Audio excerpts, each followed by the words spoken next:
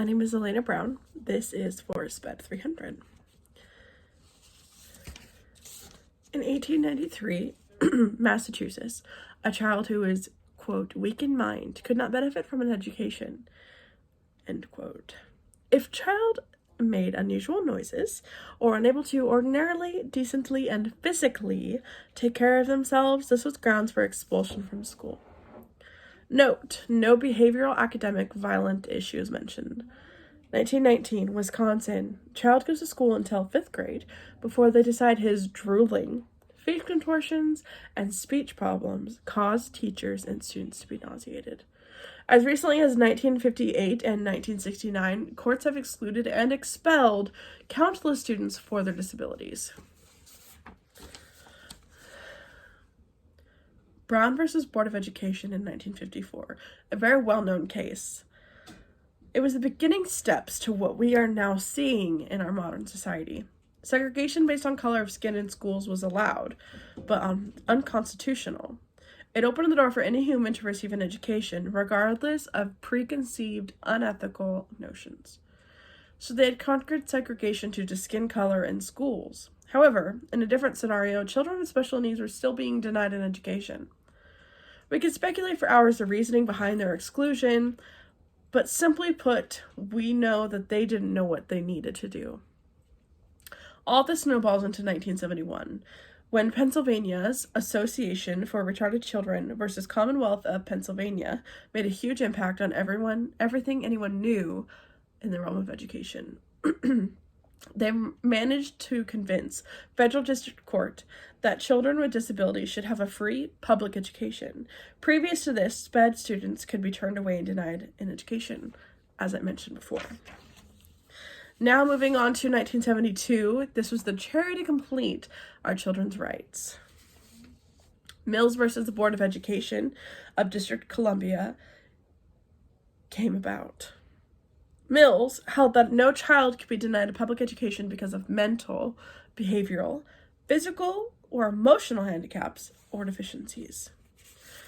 Moving into the modern world, we talk about disabilities and special education with much ease now.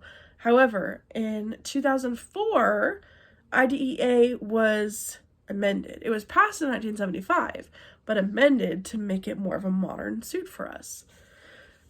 In 2002, the No Child Left Behind Act was brought to light, and this was meant to hold schools and districts accountable for keeping their children measurably moving. That included children with disabilities. To reinstate this and to keep this moving forward, the President's Commission of Excellence in Special Education also happened in 2002. Basically, it tried to ensure that SPED and No Child Left Behind were aligned.